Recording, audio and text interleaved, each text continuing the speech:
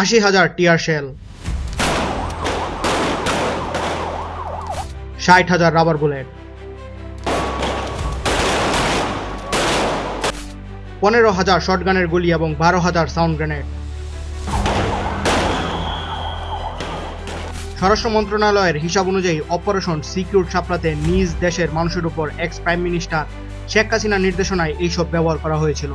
কিন্তু এই আন্দোলন গড়ে উঠেছিল কিভাবে, উদ্দেশ্য কি ছিল, কেনই বা পূর্বের রেজিমকে এভাবে আন্দোলনকে দমন করতে হয়েছিল, সবকিছুর উত্তর খোঁজার চেষ্টা করব আজকের ভিডিওতে।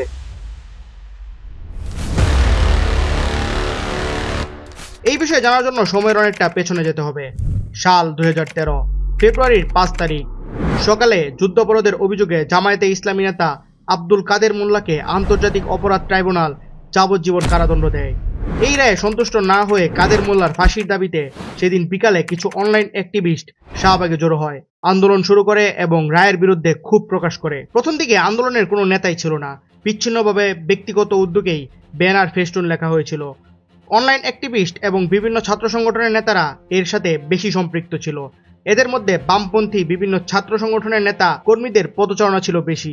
খুব দ্রুতই এর সাথে জড়িত হয় আওয়ামী লীগের ছাত্র সংগঠন বাংলাদেশ ছাত্রলীগ। ঘটনাচক্রে ইমরান এইচ সরকার দৃশ্যপটের সামনে চলে আসেন। এক পর্যায়ে তাকে গণজাগরণ মঞ্চের মুখপাত্র বানানো হয়। এই গণজাগরণ মঞ্চ থেকে কিছু ব্লগার উঠে আসে যারা প্রতিনিয়ত ইসলামকে অবমাননা, নবীকে নিয়ে কটূক্তি করে আসছিল। এই গণজাগরণ মঞ্চ থেকে প্রতিনিয়ত নতুন নতুন নাস্তিক বের হচ্ছিল, যাদের কাজই ছিল ইসলাম বিদ্বেষী কথা বলা এবং অবমাননা করা। শুরু থেকে এইসবের তীব্র বিরোধিতা করে আসছিল অরাজনৈতিক সংগঠন হেফাজতে ইসলাম। কিন্তু সরকার থেকে আশানুরূপ ফল না আসায় 2013 সালের 5ই মে দলটি আন্দোলনে ডাক দিয়ে বসে। হেফাজতে ইসলামের ডাকে সাড়া দিতে ঢাকার বিভিন্ন গুরুত্বপূর্ণ স্থানে অবস্থান নেয় হাজার হাজার মুসল্লি। 5ই মে ঢাকা মেট্রোপলিটন পুলিশের অনুমতি নিয়ে হেফাজতে ইসলামের নেতাকর্মীরা বাইতুল মুকাররম মসজিদের দিকে অগ্রসর হতে থাকে।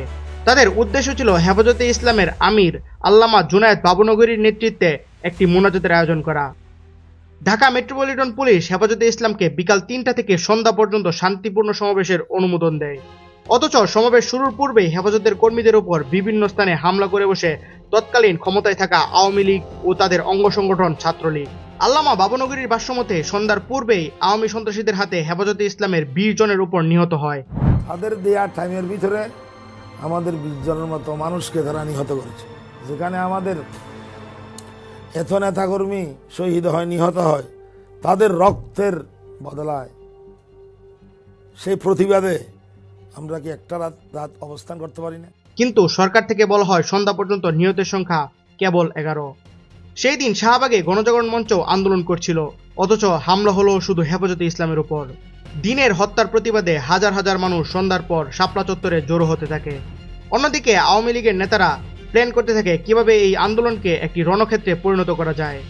হত্যাযজ্ঞের মূল খেলা শুরু হয় রাতের আধারে, রাত 8:30। নিরীহ মুসলিমদের উপর আক্রমণ চালায় পুলিশ। প্রত্যক্ষদর্শীদের মতে অন স্পট 7 জন প্রাণ হারায়। রাত 11টার মধ্যেই পরিস্থিতি নিয়ন্ত্রণে চলে যায় পুলিশের। তবে তাদের মূল অভিযান শুরু হয় রাত 12টার পর।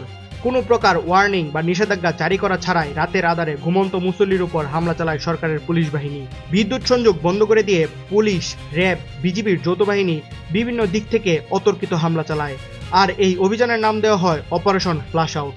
হাজার হাজার নিরীহ মানুষের উপর নেমে আসে কালো ছায়া। নির্বিচারে গুলি চালানো হয় মানুষের উপর, আর পরে নাম দেওয়া হয় রং লাগিয়ে শুয়ে থাকার।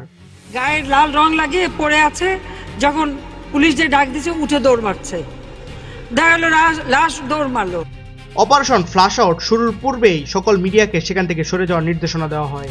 ওই অভিযানে র্যাবের সদস্য সংখ্যা ছিল প্রায় 1300 জন, পুলিশের ছিল 5712 জন, আর বিজিবি ছিল 18 প্লাটুন। তাছাড়া যে কোনো পরিস্থিতি মোকাবেলা করতে পিলখানায় প্রস্তুত রাখা হয় বিজিবির আরও 10 প্লাটুন সদস্য। হামলা রোধ করতে সচিবালয় সহ গুরুত্বপূর্ণ স্থাপনায় নিরাপত্তার দায়িত্বে থাকে বিজিবি ও র্যাব। সিদ্ধান্ত অনুযায়ী রাত 2:31 অভিযান শুরু করা হয়। প্রথমে পুলিশের 2টি এপিসিকে সামনে রাখা হয়, তারপর র্যাব ও পুলিশ ফায়ার করতে করতে সামনের দিকে অগ্রসর হতে থাকে। টিয়ার শেল আর সাউন্ড গ্রেনেড নিক্ষেপ শুরু হয়। এই সময় হেফাজতের মাইকে ঘোষণা দেওয়া হয় কোনো কর্মী শাপলা চত্বর ছাড়বে না। অল্প সময়ের মধ্যে মঞ্চ লক্ষ্য করে টিয়ার গ্যাস, সাউন্ড গ্রেনেড ছোড়া হয়। একই সঙ্গে রাবার বুলেট, কাঁদানো গ্যাস ও শটগানের গুলির প্রচণ্ড শব্দে কেঁপে ওঠে মতিঝিল সহ আশেপাশের এলাকা। গুলি ও সাউন্ড গ্রেনেডের তুপের মুখে মঞ্চ ছাড়তে শুরু করে হেফাজতের সদস্যরা। কেউ চলে যায় সোনালী ব্যাংকের ভিতরে, কেউ পাশের ভবনে, কেউ বা অলিগলিতে। হেফাজতের হাত থেকে নিজেদের রক্ষা করতে র্যাব বা পুলিশের পরনে ছিল বুলেট প্রুফ জ্যাকেট। অভিযানের সময় প্রস্তুত ছিল ফায়ার সার্ভিসের একাধিক গাড়ি ও কয়েকটি অ্যাম্বুলেন্স।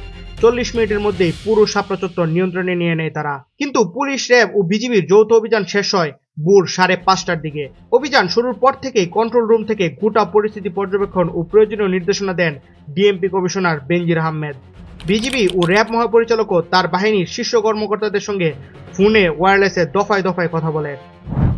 যখন অপারেশন শুরু হয়, টেলিভিশন চ্যানেল ও প্রিন্ট মিডিয়ার রিপোর্টার ও ক্যামেরাম্যানরা ছিলেন অনেক আতঙ্কে। তাদেরকে ঘটনাস্থল থেকে আধা কিলোমিটার দূরে নিয়ে রাখা হয়। তাছাড়া অভিযান শুরু হওয়ার পর হামলার ভয়ে অনেকেই সামনের দিকে অগ্রসর হওয়ার কথা চিন্তাও করেনি। কিন্তু স্রোতের বিপরীতে গিয়ে ইসলামিক টিভি ও দিগন্ত টিভি সরাসরি সম্প্রচার শুরু করলে সরকার পক্ষ থেকে 5 ও 6 মে চ্যানেল দুটির সকল সম্প্রচার বন্ধ করে দেওয়া হয়। রক্তক্ষয়ী সাঁড়াশি আক্রমণের পর বিভিন্ন স্থানে লুকিয়ে থাকা হেফাজত কর্মীদের খুঁজে খুঁজে বের করে গুলি করে পুলিশ ও র্যাব সদস্যরা। হাজার হাজার হতাহতের মধ্যে নিহতদের লাশ আইন শৃঙ্খলার কড়া নিরাপত্তার মধ্য দিয়ে ট্রাকে করে সরিয়ে ফেলা হয়। সিটি কর্পোরেশনের সুইপার ও ফায়ার ব্রিগেডের হোস পাইপ দিয়ে রাস্তায় জমে থাকা রক্ত পরিষ্কার করে সব সাফ করা হয়। এই বর্বরচিত হত্যার পর হিউম্যান রাইটস ওয়াচকে বলতে দেখা যায়, হেফাজতে ইসলামের শহীদদের তালিকাবদ্ধ করতে চাইলেও সরকারের বারবার বাধার সম্মুখীন হচ্ছে। হিউম্যান রাইটস ওয়াচ থেকে আরও জানা যায়, হেফাজতের সদস্যরা আত্মসমর্পণ করার পরও যৌথ বাহিনীর সদস্যরা খুব কাছ থেকে তাদের উপর গুলি চালিয়েছিল। এমন অনেক ছবি ও ভিডিওতে দেখা যায় পুলিশ বাহিনীরা গুরুতর আহত ব্যক্তির উপর নির্মমভাবে অত্যাচার চালাচ্ছে। সেই রাতে যৌথ বাহিনী ছাড়াও বিশেষ সাদা পোশাক পরিহিত একদল মানুষদের উপস্থিতি লক্ষ্য করা গিয়েছিল, যারা হেফাজতের উপর হামলা চালিয়েছিল। মানবাধিকার সংস্থা অধিকারের মতে এই আন্দোলনে অনেক কওমি মাদ্রাসার অপ্রাপ্তবয়স্ক ছাত্ররাও যোগ দেয়। এদের মধ্যে প্রায় 60% ছিল এতিম হওয়ার কারণে তাদের লাশ খোঁজার মানুষ পর্যন্ত ছিল না। নিহতের সংখ্যা লুকানোর জন্য শুরু থেকেই তৎপর ছিল সরকার দলীয় লোকেরা।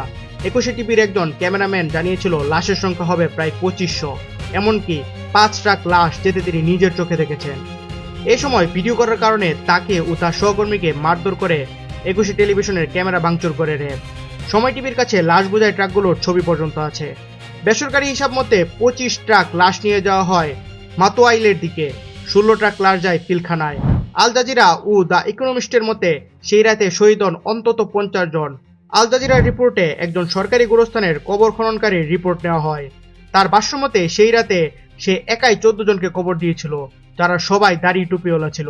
গোপনে ধারণকৃত এক ভিডিওতে এক পুলিশ কর্মকর্তার কথা শুনলে বিষয়টা আরো ক্লিয়ার হওয়ার কথা। কতটা ভয়ঙ্কর ছিল সেই রাত। আরো অনেক কেমন মারা গেছে রাত্রিবেলায় তো অন্ধকারের মধ্যে লাইট কোনো মিডিয়া নাই, সব অফ। প্রত্যেক জায়গায় আমি অফ করতাম, বাইরে নেওয়া যায়, প্রত্যেক জায়গায় আমি অফ করতাম, মিডিয়ার বাইরে হাত বাইরে দোকান। আমি হচ্ছে 500 মারা গেছি। 400 করে সমস্যা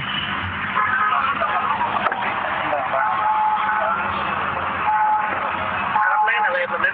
হ্যাঁ, খারাপ লাগে না তখন আমাদের ক্যামেরা তখন ঠিক আছে জানো মানে সিস্টেমটা হয়ে গেছে ঠিকই এরকম অবশ্যই আমার বিশ্বাস। হাসিনার সাইকোপ্যাথ বাহিনী এতটাই বিকৃত হয়ে গিয়েছিল যে তারা মানুষ মারাকে ডালবাদ ভাবত। একই প্রকার মৃত্যুর মিছিল আমরা 24-এর গণ-অভ্যুত্থানেও দেখতে পেয়েছি। নির্বিচারে তারা মানুষের উপর গুলি চালিয়েছিল। সবগুলো নিউজ পোর্টাল ঘাটাঘাটি করার পর যা মনে হলো, তাতে মৃতের সংখ্যা 1000-এর উপরে না হলেও কোনোভাবেই 500-এর কম হবে না। এই ভিডিও বানানোর পূর্বে আমার সাথে কথা হয় ওই রাতে শাপলা চত্বরে উপস্থিত থাকা একজন ব্যক্তির সাথে।